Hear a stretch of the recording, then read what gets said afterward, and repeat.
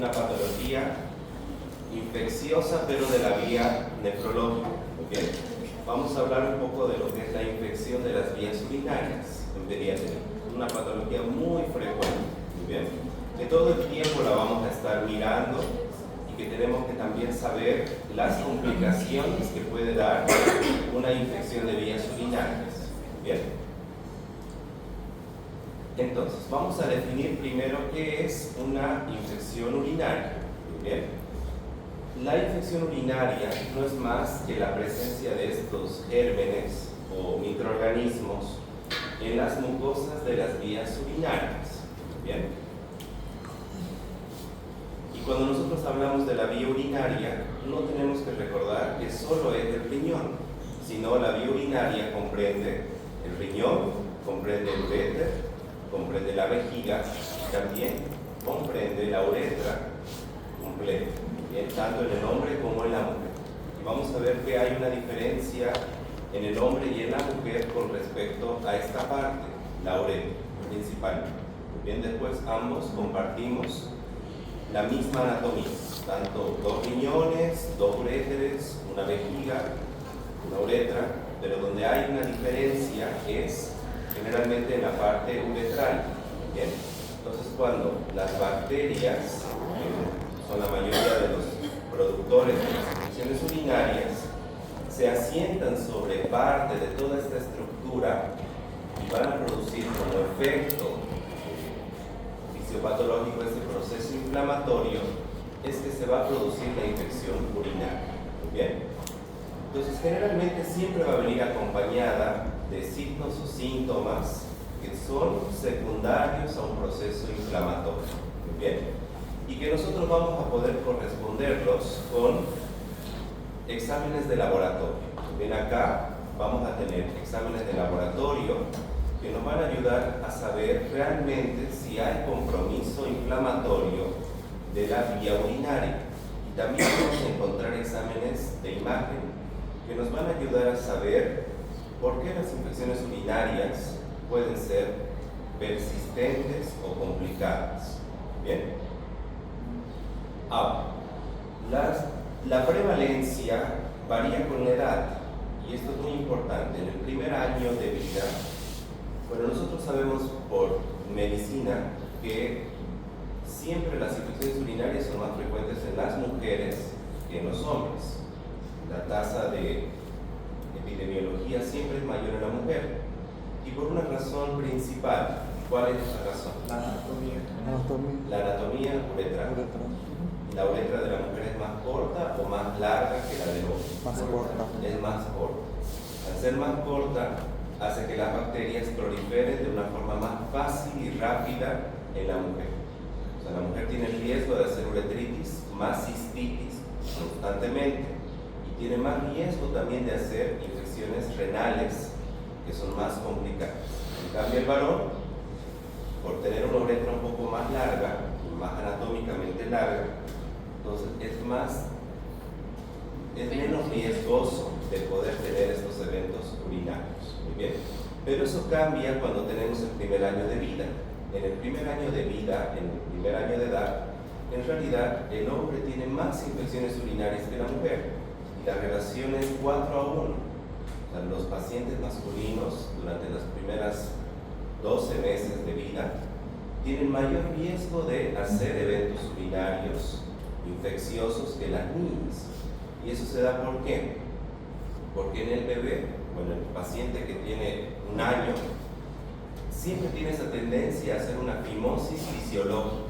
Si ustedes se dan cuenta, el bebecito masculino de un año todavía no puede retraer por completo el prepucio. Prácticamente a veces ni retrae nada.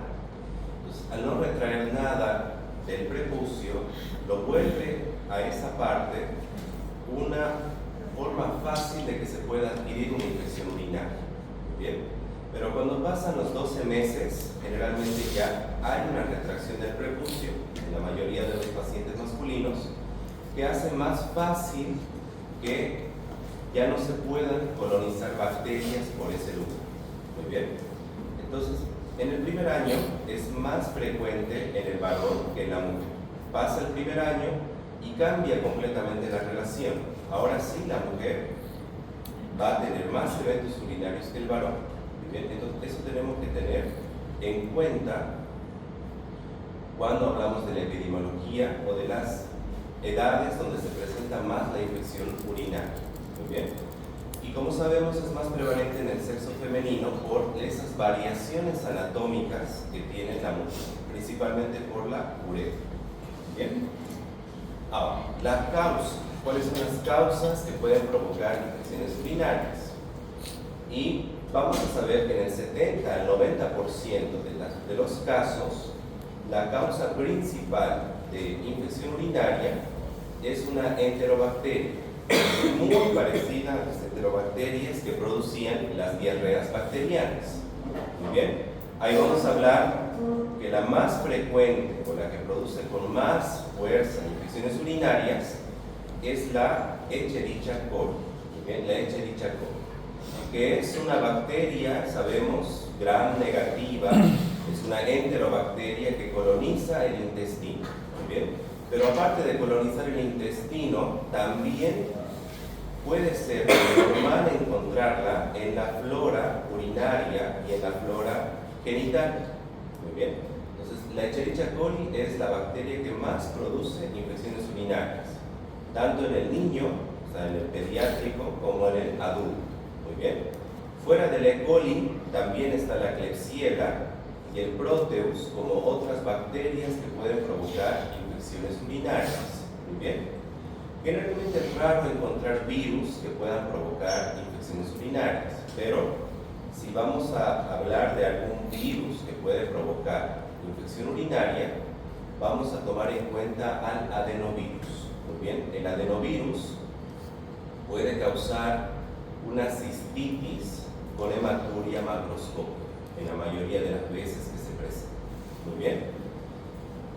Es importante que ustedes ya sepan desde ahora, si es que no sabíamos, que las infecciones urinarias son un factor de riesgo grande para la aparición de la insuficiencia renal. Muy bien. Y mucho más cuando la infección urinaria es a nivel del riñón. Muy bien. Cuando afecta al riñón, generalmente, si no se hace un tratamiento adecuado, genera una cicatriz en el riñón, que esa cicatriz más adelante se convierte en hipertensión arterial. Muy bien, hipertensión arterial. Y más adelante esa hipertensión arterial se transforma en una insuficiencia renal. Muy bien. Entonces, por eso es que es importante hablar de las infecciones urinarias, porque las complicaciones que pueden llevar a largo plazo son graves, y principalmente la insuficiencia renal. Muy bien. Entonces, ¿cómo vamos a clasificar nosotros a la insuficiencia renal? A la infección urinaria. La vamos a clasificar de acuerdo al segmento anatómico en donde nosotros vayamos a tener la reacción inflamatoria. Y vamos a recordar que las infecciones urinarias se pueden clasificar en bajas, cuando compromete el sistema urinario bajo, o sea, la uretra y la vejiga principal. Muy bien. Y va a ser alta cuando afecta a la vía urinaria superior. Y la vía urinaria superior es el riñón y los uréteros. Muy bien. Entonces, cuando hablamos de infecciones de vías bajas, vamos a tener la nomenclatura de uretritis y cistitis. Muy bien. Hasta la cistitis son infecciones bajas. Muy bien. Y altas ya son cuando compromete al parénquima renal. Cuando compromete al parénquima renal se va a denominar pielonefritis. Bien, la pielonefritis es la infección con inflamación del parénquima renal. Muy bien. Las pielonefritis, si no hacen un tratamiento adecuado, se pueden complicar con abscesos a nivel del riñón y también con nefronías lobales. Muy bien, pero es suficiente con que sepamos que cuando compromete al riñón se llama pielonefritis.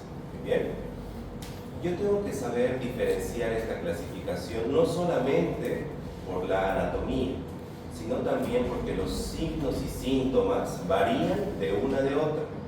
Las infecciones altas van a tener una serie de síntomas muy diferentes a las que tienen las infecciones de vías bajas. Muy bien. ¿Cuáles son los factores de riesgo que nos pueden hacer aparecer con mayor frecuencia infecciones urinarias? Muy bien.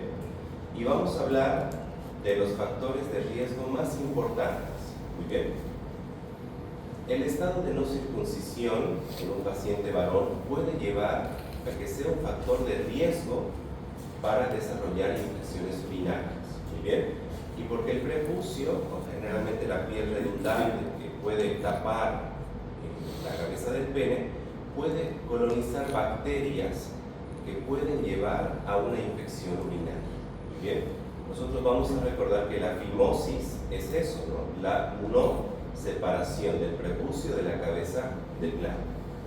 Y si eso no puede corregirse de forma normal, tenemos que corregirlo de una vía quirúrgica que es la circuncisión. Muy bien. O sea que los pacientes masculinos van a tener como un factor de riesgo el no estar circuncidados o el no tener una adecuada retracción del prepucio. Muy bien. Ese es un factor de riesgo alto para el sexo masculino para desarrollar infecciones urinarias. Muy bien. Ahora, otros factores de riesgo que pueden llevar a que un paciente pueda tener infecciones urinarias van a ser la colonización fecal. Muy bien. Este es un factor de riesgo muy importante. Cuando hablamos de colonización fecal, vamos a hablar principalmente de que los pacientes que tienen ese riesgo de ser constipados o estreñidos, ese paciente que no puede tener una evacuación normal, está alojando materia fecal que en algún momento esa E. coli que está normalmente en el intestino puede migrar desde el intestino hasta la vía urinaria. Al no ser eliminada por la materia fecal, muchas veces pasa a la vía urinaria. Por eso el estreñimiento es un factor de riesgo alto para infecciones urinarias. Las mujeres que son estreñidas casi siempre hacen infecciones urinarias. El factor de riesgo es el estreñimiento. ¿Pero por qué? Colonización fecal. Muy bien. Aparte de eso, vamos a tener el género, que evidentemente es más frecuente en las mujeres.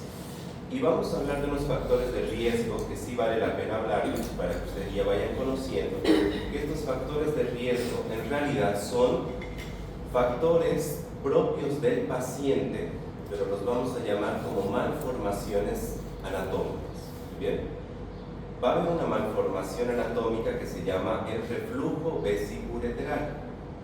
Si nosotros recordamos de anatomía, los riñones drenan la orina por los uréteres. ¿Y dónde tiene que llegar eso? A la vejiga. ¿Ve?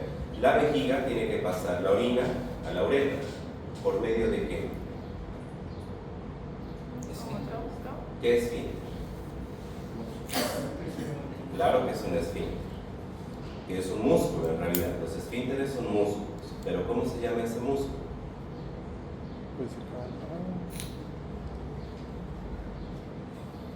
Importante saberlo.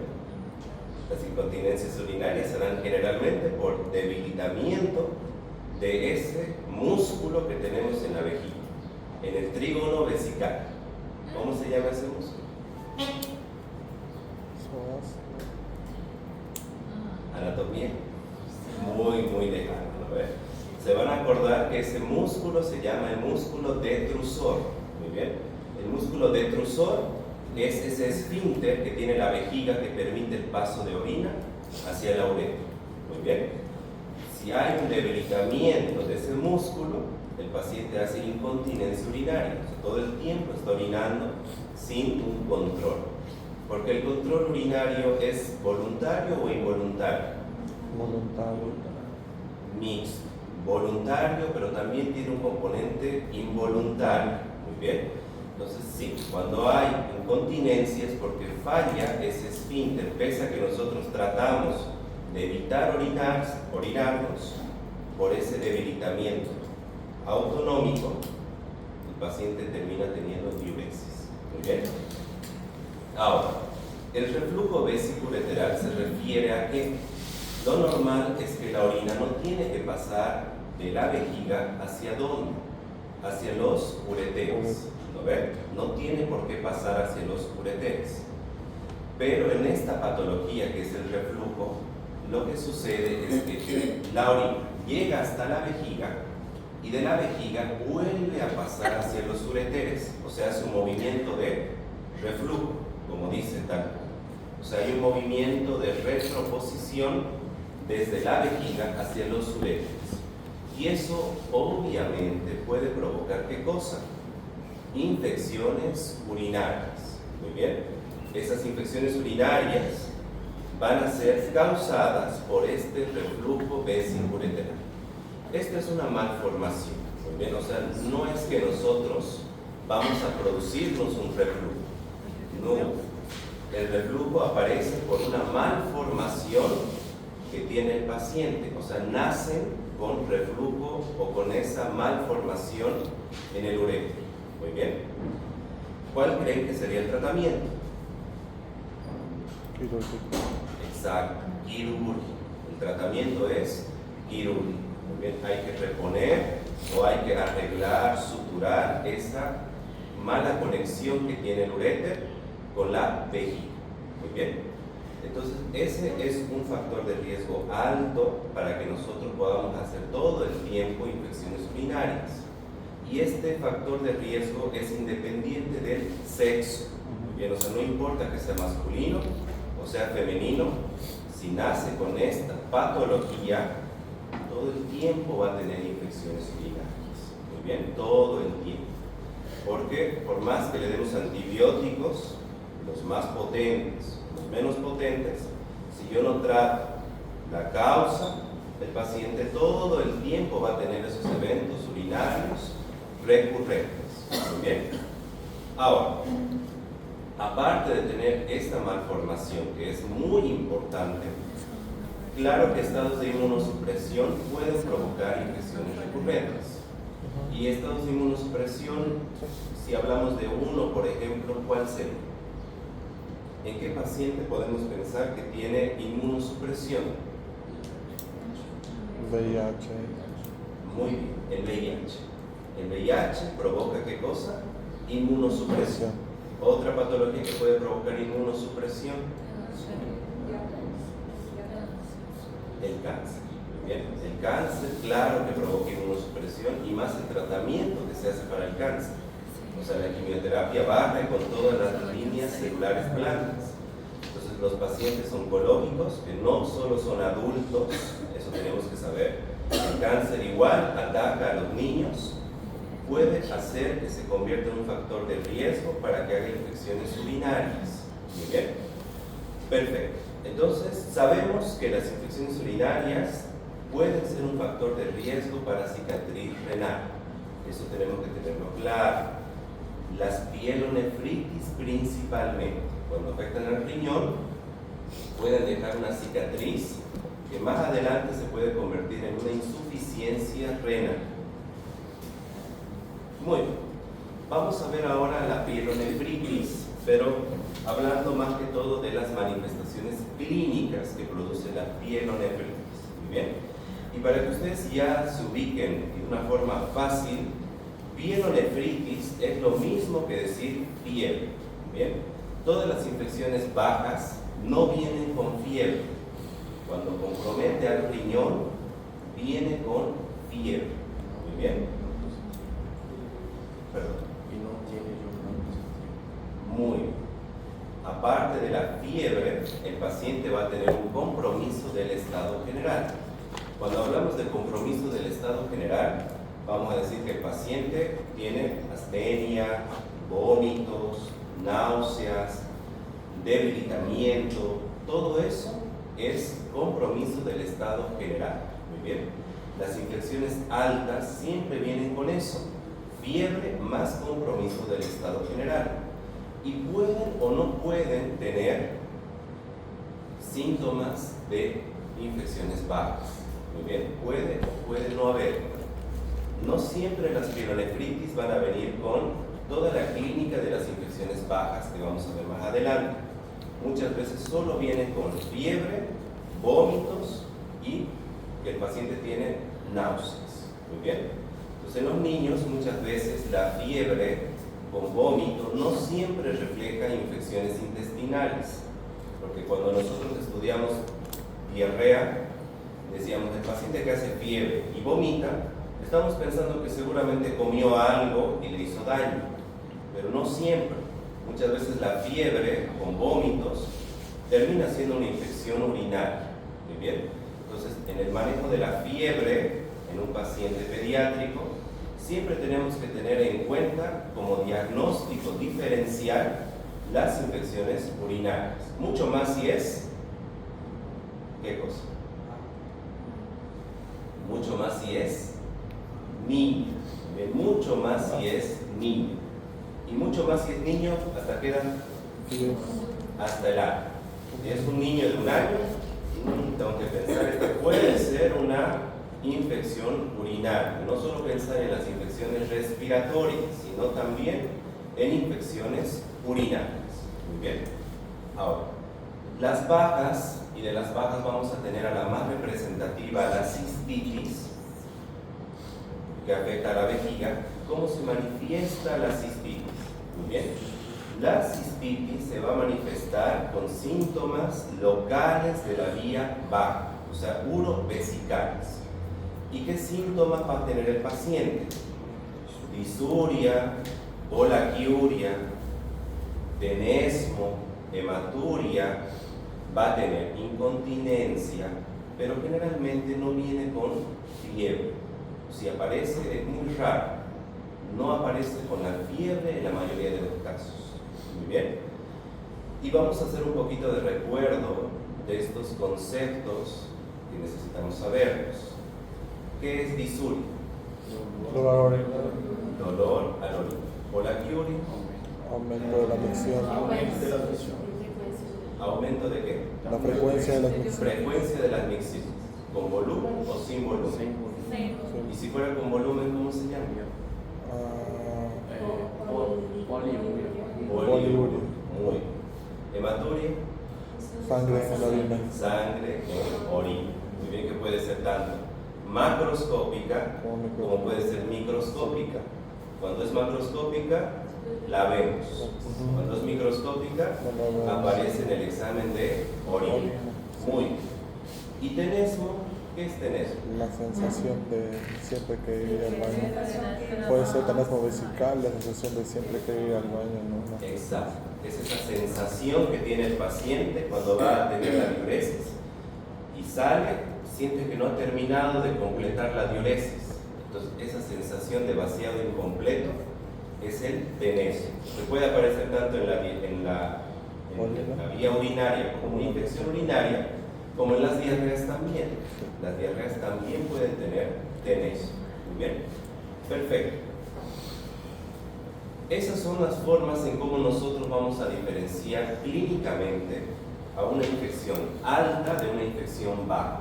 Nuevamente, las infecciones bajas que tienen síntomas urovesicales, disuria, polaquiuria, tenesmo, hematuria, ahí termina. Bien, generalmente no va a progresar más. Pero la pielonefritis, ¿qué tiene? Puede tener todo esto también. Puede tener todo esto. O sea, puede tener el paciente disuria, puede tener polaquiuria y todos estos síntomas, pero ¿qué más va a tener? Fiebre. Fiebre y compromiso del estado general.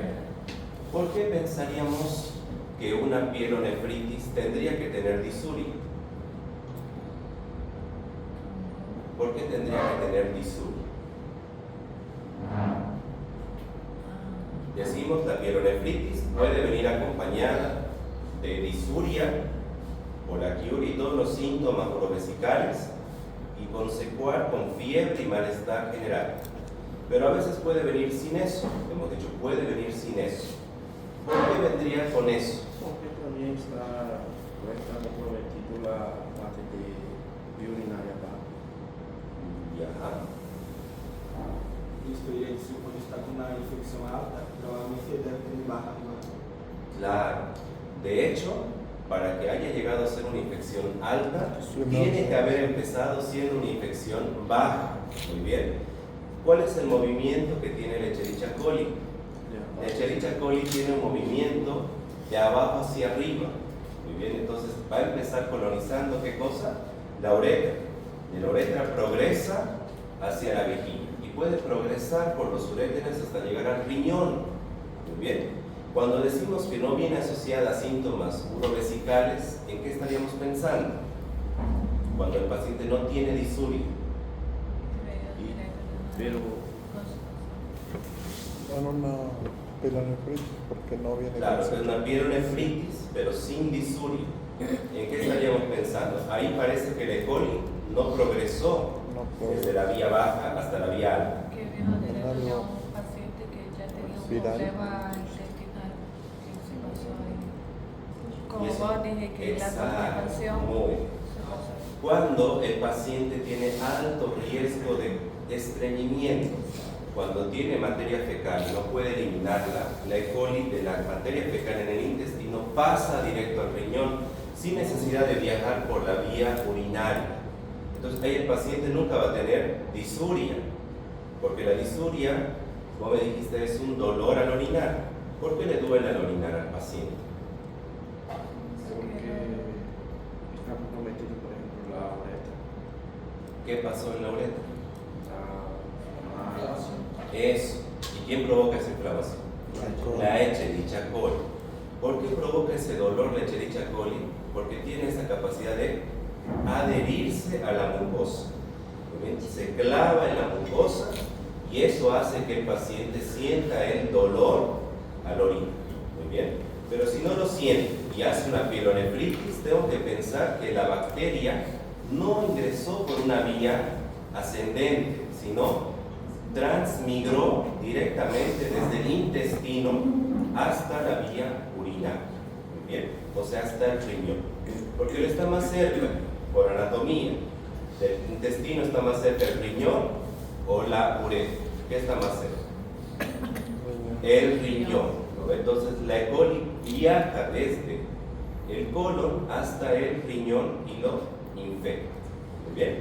Entonces, así como nosotros tenemos que ir diferenciando las infecciones urinarias clínicamente, muy bien, clínicamente, porque todavía no hemos hablado de cómo vamos a hacer el diagnóstico completo de una infección urinaria. Bien. Ahora, si nos toca enfrentarnos a un paciente lactante, que ese va a ser su reto más difícil cuando roten por pediatría, ¿cuál es el problema de los lactantes? ¿Cuál es el problema más grave que tienen los lactantes? ¿Cuál creen que es?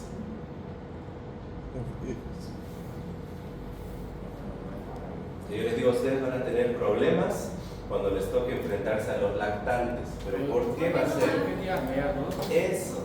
Una Porque comunicación. no hablan. No hablan. O sea, si ustedes le van a preguntar algo, no les va a responder. ¿Tienes disuria? No nos va a decir no o sí, obviamente, porque todavía no tiene la parte verbal. ¿Muy bien? Entonces ahí, cuando estamos frente a un lactante, tenemos que tomar en cuenta qué cosa, lo que el paciente manifiesta generalmente. Y ahí, como nos dice la tabla, mire, para el paciente lactante menor de 3 meses, ¿cómo yo me voy a dar de cuenta que el paciente está haciendo infección urinaria? Fiebre, vómitos, pérdida de apetito, que no quiere tomar la leche, no quiere comer la comida, y obviamente no está creciendo tampoco. Y la madre nos tiene que orientar en el decir, sí, está orinando menos, la orina está más fétida, todo eso, con eso yo voy a poder llegar al diagnóstico sospechoso de una infección urinaria, cuando el lactante no nos colabora verbalmente. Muy bien. Y si ya es un escolar, más fácil, ¿no? ¿Por qué? Porque ahí ya podemos hablar, podemos preguntarle directamente. ¿Te duele el orinar? Sí, siempre nos va a decir la verdad. Cuando tiene dolor, nunca lo miente. Cuando realmente tiene dolor, el niño dice la verdad y nos va a decir, sí me duele cuando orino. Y vamos a evidenciar la fiebre porque tenemos a la mamá que nos va a confirmar todos los otros síntomas y signos que tiene el paciente. Muy bien. Entonces, de acuerdo a si el paciente nos colabora o no nos colabora, tenemos que adecuarnos al paciente. Muy bien. Principalmente con el tema de la fiebre, ya les estoy diciendo, es un diagnóstico diferencial siempre tener en la cabeza infección urinaria. Muy bien. Perfecto. Con todo lo que hemos hablado hasta ahora, yo puedo fácilmente sospechar en una infección urinaria. Mucho más si tenemos un paciente femenino que tiene disuria y que tiene fiebre y vómitos. Con eso yo digo, probablemente esta es una pielonefritis. Muy bien. Pero ¿cómo voy a confirmar realmente que es una pielonefritis o que es una infección urinaria? Por medio de estudios complementarios. Muy bien. ¿Y qué estudio complementario vamos a utilizar o vamos a solicitar? Muy bien. ¿Qué más? Ego. ¿Cuál es el más importante?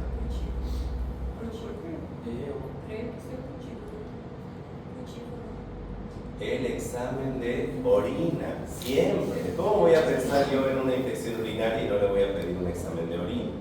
Más importante todavía que el hemograma, que los reactantes de fase aguda, yo tengo que pedir siempre que sospechamos en una infección urinaria, orina. Y la orina principalmente, ¿por qué? Porque me va a ayudar a saber realmente si hay o no hay contaminación y hay proceso inflamatorio. Pero aparte de eso, el examen de orina nos va a ayudar en otra cosa muy importante. ¿Cuál es eso? ¿Cuál? El glucotivo nos va a comprar qué tipo de bacteria hay. Exacto. Solamente con el examen de orina yo puedo aislar qué bacteria está produciendo todo esto. Y para poder aislar a la bacteria, el estudio se llama urocultivo, que no es que vamos a tomar de dos exámenes de orina separados. De esa misma muestra de orina, yo puedo estudiar el examen general de orina y también mandarlo a hacer un urocultivo. Muy bien. Perfecto. Entonces vamos a hablar un poquito del examen de orina, que ustedes seguramente se lo deben saber así. A ver. Muy bien. En pediatría, lo que tenemos que nosotros abocar cuando vamos a estudiar la orina es desde cómo la vamos a recolectar. ¿Por qué? El peligro de una mala recolección de orina, ¿a qué nos puede llevar? ¿En qué sentido? Mala interpretación, claro que sí. ¿Qué nos puede provocar una mala recolección de orina? Es falsos positivos. O sea que nos puede decir esta orina está completamente infecciosa cuando en realidad no lo es. Entonces todo parte desde cómo nosotros tenemos que recolectar esa muestra de orina. Muy bien. Y en los lactantes, muy complicado recolectar la muestra de orina. La mejor forma de recolectar orina que ustedes conocen en el adulto, ¿cuál es? ¿Cómo se llama eso? La sonda vesical. ¿Sonda vesical? No, yo creo que nadie quiere que le coloquemos una sonda vesical. no es Es un adulto que nos va a colaborar. ¿Cómo le vamos a decir? ¿Vas a pedirle la muestra? El primer chorro de la mañana, muestra de orina, recolección de muestra. Muestra de orina. ¿Cómo, Fer? ¿Quiere que explique La los procesos? Claro, yo entiendo, sé que están bien, pero ahí le vamos a complementar con el nombre correcto. No podemos decir recolecte la muestra en una muestra de orina. Y yo no le voy a decir tampoco a los doctores que ustedes ya van a enfrentar más adelante, tiene que recolectarlo por la muestra de orina. No, esa forma de recolección se llama chorro medio. Bien, chorro medio. O también al acecho. Bien, al acecho o el chorro medio. ¿Por qué?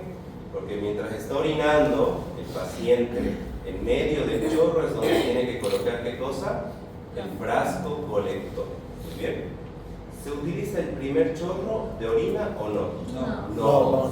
¿Por qué? Porque nos puede dar también falsos positivos.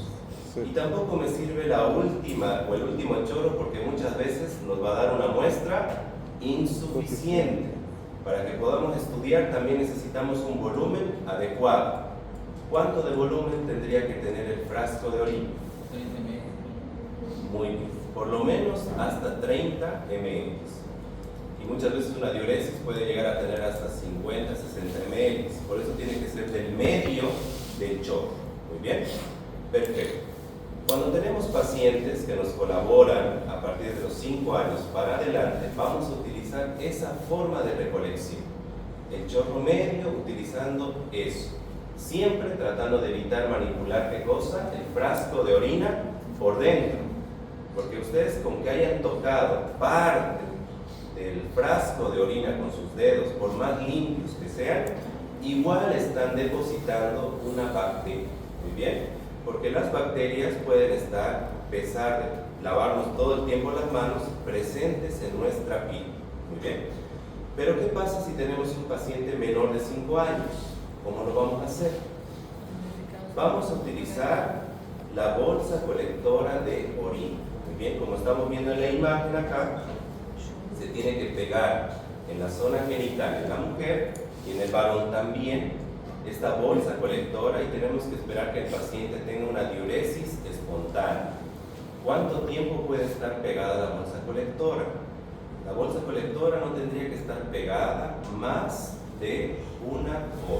¿Bien? Si no recolectó en 1 hora, tenemos que volver a cambiar y usar otra bolsa colectora, porque el riesgo de contaminación es alto. Muy bien, alto. 1 hora. Y cuando realmente no podemos recolectar en los pacientes menores de 5 años con bolsa colectora, ahí sí tenemos que utilizar el cateterismo vesical. Muy bien, cateterismo vesical.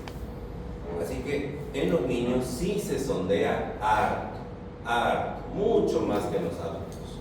Cuando ustedes roten por pediatría, les va a tocar alguna vez sondear a una niña o a un niño para recolectar orina, porque por la bolsa colectora es muy difícil, depende mucho de los padres que podamos recolectar, o de enfermería que nos colabore, pero si no tenemos eso y necesitamos estudiar la orina, no nos queda de otra que sondear a los pacientes. Muy bien, ¿qué tipo de sonda vamos a utilizar? ¿Cómo se llama la sonda del cateterismo vesical? Muy bien, vamos a aplicar una sonda Foley. Muy bien, y por último, si no pudiéramos sondear, porque va a haber algunas enfermedades urológicas donde no se puede pasar la sonda vesical, ¿cuál es la otra forma de recolectar orina? Que es la forma de recolectar orina más limpia que existe. La punción suprapúbica. En la punción suprapúbica. Si realmente no se puede recolectar ni por sondaje, porque no podemos llegar, o porque el paciente tiene una malformación genital que a veces adhiere parte de la vagina con el meato uretral y no podemos llegar, hay que tomar directamente de la vejiga. Muy bien.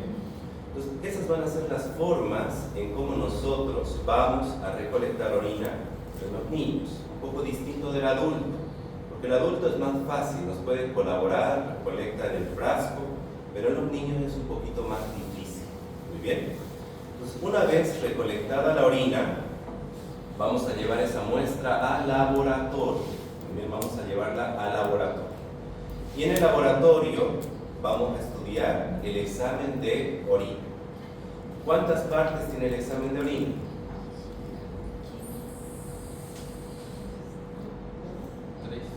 ¿Cuáles? ¿Cuáles son? ¿Y qué partes son las que veríamos alteradas en una infección urinaria? No son dos, macro y micro. Desde, antes que se vayan al pH, ¿cuántas partes tiene el examen de orina? 3, muy bien, pero ¿cómo se llaman esas 3? Macroscópico. No se aplica eso, pero... Sedimento, No sé. El examen físico, ese es el examen físico. Bien. Hay una parte física que se llama la macroscópica, que también le pueden decir. Luego tenemos el examen químico o la tira reactiva, y tenemos por último el sedimento. Muy bien, el sedimento, que son las células que vamos a ver en el examen de orina. Muy bien. El examen físico es todo lo que vos me estabas comentando. Ahí entra el olor, entra el color, entra la densidad, entra el volumen, todo lo que es físico que vemos en la orina. ¿Y cómo tendría que estar en una infección urinaria? Eso. El olor, ¿cómo tendría que estar? Fétido. El color, Amarillo. un poco más concentrado, amarillo. Más concentrado. Muy bien. El volumen, normal. Si se logra recolectar bien una muestra, normal. Y luego vamos a pasar al examen químico. En el examen químico, o el microscópico, por así decir, ¿qué vamos a encontrar en el examen químico? No. pH, ¿qué más? Muy bien, ¿qué más? Glucosa, cetonas, ¿qué más? Bilirrubinas, ¿qué más? Nitritos, ¿qué más? Bilirrubinas, urobilinol, ¿qué más? ¿Qué falta? Hay algo muy importante. Casi todo está completo, pero falta una cosita. Ya dijeron glucosa. Creatinina. Hemoglobina. Hemoglobina también se ve en el examen químico. ¿Bien? En el examen de una infección urinaria, ¿qué encontraríamos positivo en el examen químico? Nitritos positivos. Cetonas. ¿Qué nos representan las cetonas en el examen químico? Pielonefritis. No. Puede ser acidosis, ¿qué más?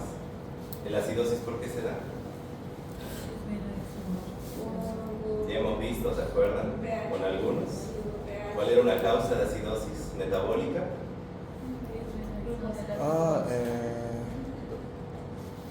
No, deshidratación. Deshidratación. Deshidratación. En la deshidratación causa acidosis metabólica. Y la deshidratación, la acidosis puede producir cetonas en el examen de orina. Muy bien. Pero ¿qué más aparte de las cetonas podría encontrar en el examen de orina? Las voy a poner a las cetonas ya, les permito las cetonas. Pero no es lo más importante. ¿Qué es más importante?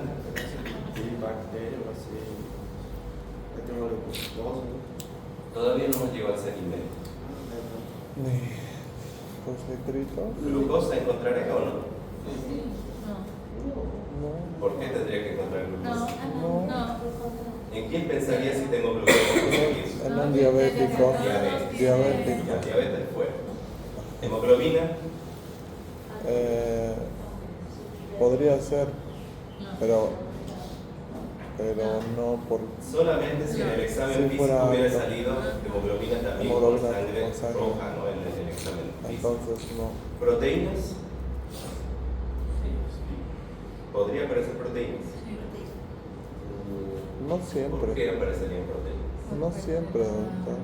Cuando aparecen proteínas, ¿en qué estamos pensando en el examen de orina? Estamos repasando, tranquilos. No me acuerdo. ¿Enfermedad de qué? ¿De qué parte del riñón? ¿Dónde se filtran las proteínas?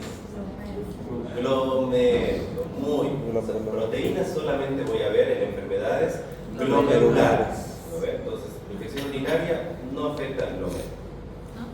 No afecta al glomérulo. La infección urinaria provoca una reacción inflamatoria en parénquima renal, pero no tiene por qué mandar proteínas a la orina. ¿Qué sí voy a encontrar en el examen de orina? Eso, nitritos. Muy bien. Porque ¿qué son los nitritos? ¿Por qué son tan importantes en la infección urinaria? Los nitritos. Puede ser que no nos acordemos. Acá está. no deberían aparecer en un examen de orina normal, nunca. No debería haber nitritos. Si hay nitritos positivos, que lo marca el examen de orina, eso me tiene que hacer pensar en que sí hay una bacteria, que es la E. coli, que transforma esos nitratos en nitritos. El riñón forma nitratos de forma normal, pero no tienen que verse en el examen de orina. Cuando la E. coli coloniza el riñón, los transforma en nitritos que ya el riñón no los puede absorber. Entonces los elimina por orina. Y eso es un indicador bastante importante de infección urinaria. Muy bien. De hecho, si ustedes encuentran nitritos, prácticamente ya se confirma el diagnóstico de infección urinaria, sin necesidad de que yo vea el sedimento. Solamente con el examen químico, si veo nitritos ya positivos, ya le da mayor valor a la infección urinaria. Bien, o sea, le da un diagnóstico alto. Muy bien. Porque solo la Escherichia coli tiene esa capacidad de producir eso. Los virus no, las otras bacterias tampoco. Muy bien. Perfecto. Vamos a ver el sedimento urinario. Y en el sedimento urinario, ¿qué vamos a encontrar? De forma normal en el examen de orina.